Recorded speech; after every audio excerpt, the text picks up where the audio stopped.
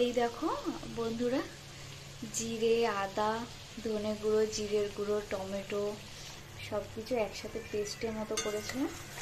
করে সর্ষের তেলে কালো জিরা ফোড়ন দিয়ে আলুটাকে হালকা করে ভেজে আগে থেকে তুলে নিয়েছিলাম, আর ঝিঙাটাও ভেজে তুলে নিয়েছিলাম।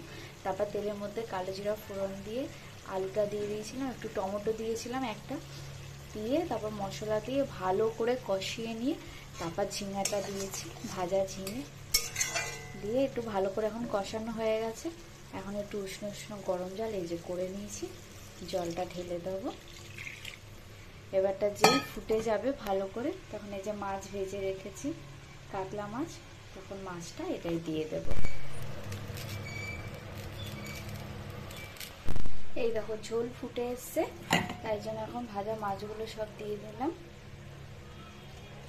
আর এটা না গরমের মধ্যে পাতলা করে ঝিঙে আলু দিয়ে ঝোল খেতে কার কার ভালো লাগে একটু কমেন্ট করে জানিও। আমার তো খুব ভালোই লাগে।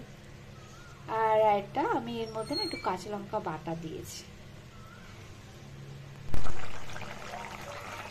এ দেখো হয়ে গেছে, এখন নামিয়ে ফেলবো। এ দেখো নামিয়ে ফেলেছি। এরকম গরমের মধ্যে এরকম পাতলা করে ঝিঙে আলু দিয়ে কাতলা মাছের ঝোল খান, দেখবেন খুব ভালো লাগবে।